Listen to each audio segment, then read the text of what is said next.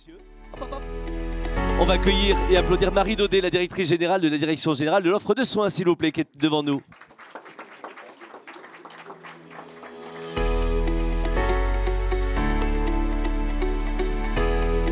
Merci Marie Daudet d'avoir accepté notre invitation pour échanger sur nos sujets. Comment la donnée de vie réelle peut-elle servir la recherche et les parcours de santé? On a hâte de vous entendre. Vous allez voir, ils sont très sympas. Ils comprennent tous les acronymes à peu près. J'ai aucun doute. Vous m'entendez? Oui, c'est parfait. Le micro sur le menton, c'est parfait. Très bien. Merci. Donc bonjour à tous.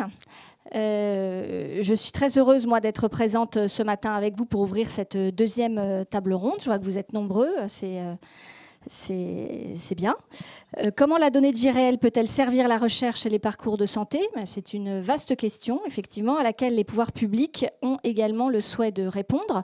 Donc on sera particulièrement attentif aussi à ce qui sort de votre table ronde, parce que pour nous, ça ne pourra être que très utile par définition. Comme vous le savez, à ce titre, et pour vous montrer l'intérêt que les pouvoirs publics portent à cette thématique, une mission a été confiée en juillet 2023 à Jérôme Marchand-Harvier pour établir les bases d'une feuille de route en matière d'utilisation secondaire des données de santé.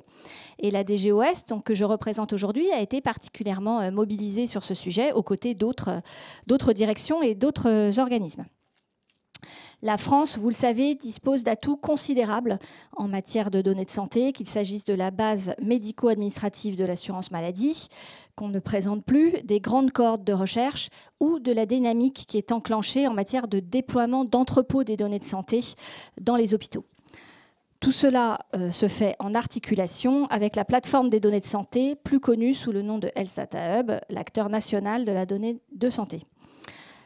Donc on a la matière, et cette matière, elle est extrêmement riche en France. La loi Organisation et transformation du système de santé, dite loi OTSS, puisqu'on parlait d'acronyme, du 24 juillet 2019, a posé les premiers jalons d'une meilleure utilisation secondaire de ces données de santé, en faisant de celles-ci un patrimoine commun qui doit profiter à l'amélioration de la qualité des soins pour tous et pour toutes.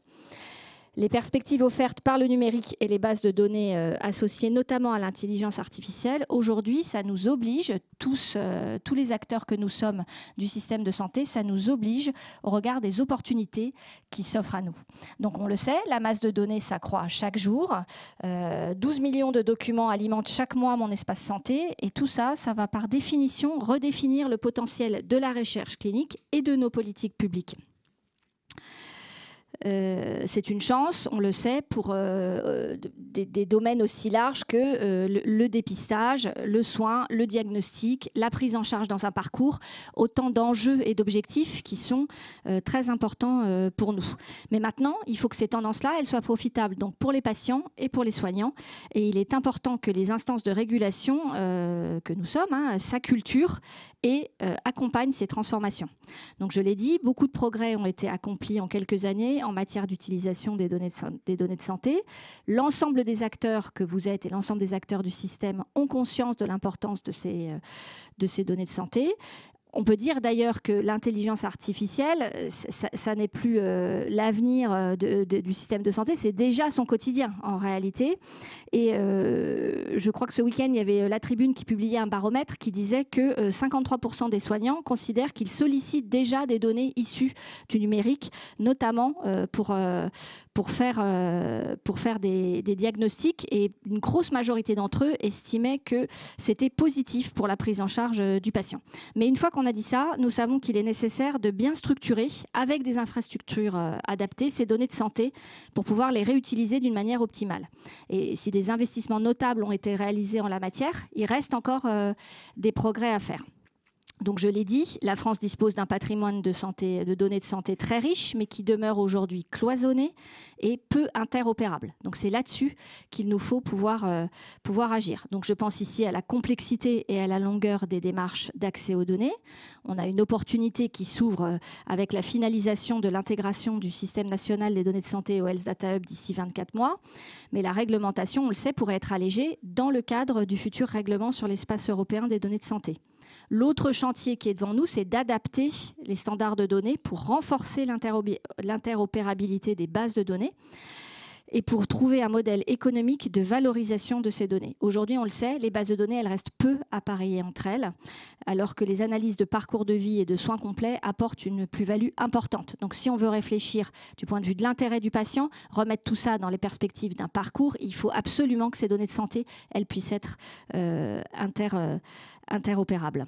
Le chaînage avec les données de vie réelle, notamment à travers les entrepôts de données santé, constitue un enjeu important pour nos cohortes et nos registres, par exemple. Chaîner avec les SNDS, cela pourrait permettre un enrichissement automatisé du registre ou de la cohorte et une augmentation de la robustesse de la base. Donc on voit bien l'enjeu et l'importance qu'il y a à pouvoir travailler sur cette interopérabilité. Notre objectif, c'est de disposer sur le territoire de données de santé pertinentes en termes de catégorie, de profondeur historique, de massivité, de qualité, afin de répondre aux besoins d'usage requis par l'écosystème de la santé numérique, que ce soit les acteurs nationaux issus du soin, de la recherche et des entreprises, mais aussi à l'international. Et ainsi, on pourra valoriser notre patrimoine national de données. Donc, au ministère, on travaille sur 3 axes: l'accès à la donnée, la structuration, la massification.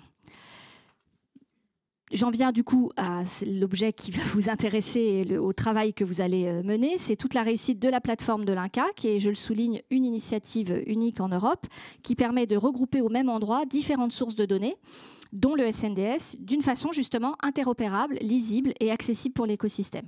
Donc on le sait que cette plateforme, c'est un pilier d'une des actions de la stratégie décennale de lutte contre les cancers, qui est particulièrement suivie et d'ailleurs pilotée en partie au ministère, et qui doit notamment permettre de mobiliser les données de l'intelligence artificielle pour relever de nouveaux défis.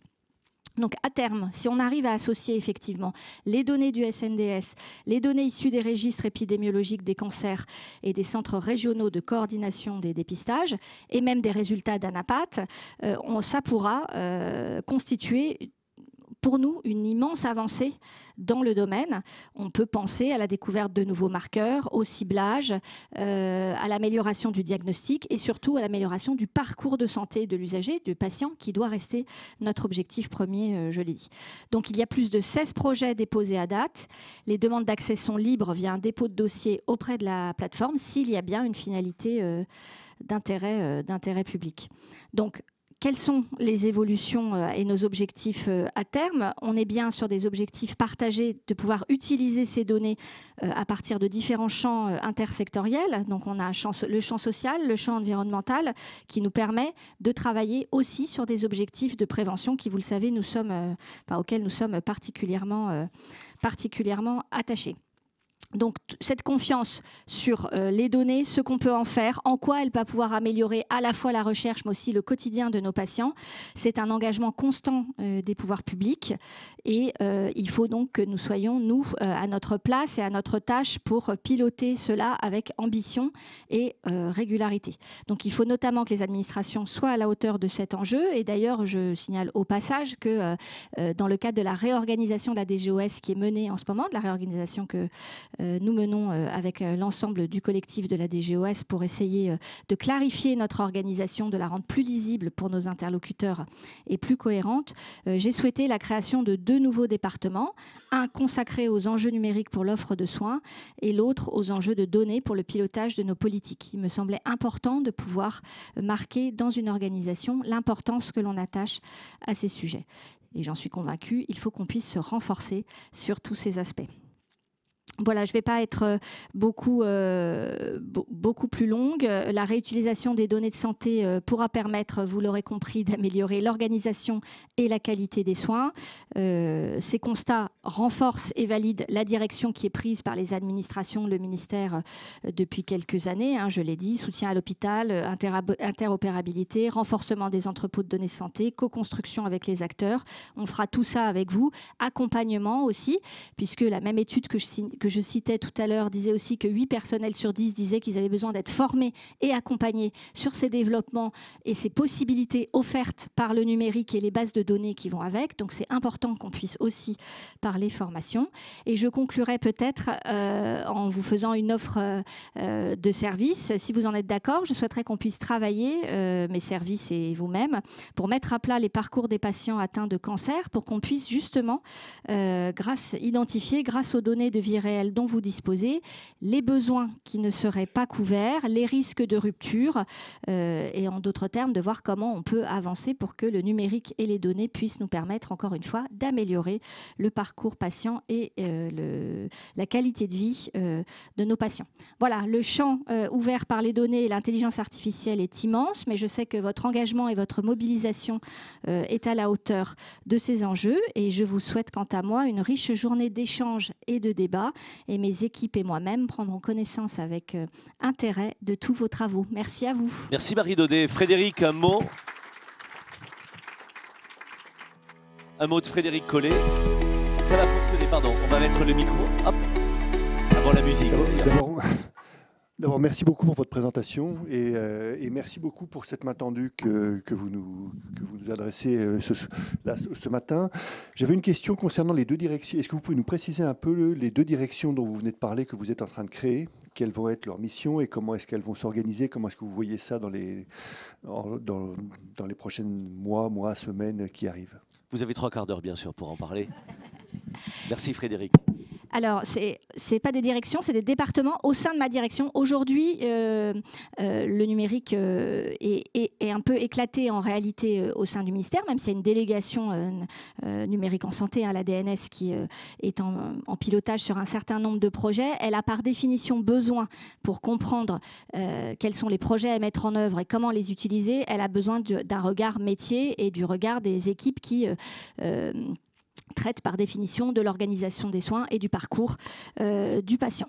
Donc ce que l'on va faire, c'est qu'on construit un département numérique qui sera placé directement auprès de moi et qui pourra être l'interlocuteur à la fois des acteurs du système de santé et l'interface avec la DNS, cette délégation numérique à la santé, justement pour bâtir des outils qui sont adaptés aux besoins et qui sont remontés avec des besoins qui sont remontés par les professionnels directement vers la DGOS. Le deuxième département, c'est un département pour le coup de la donnée qui est à la fois sur la donnée de santé mais sur toutes les données qui nous intéressent.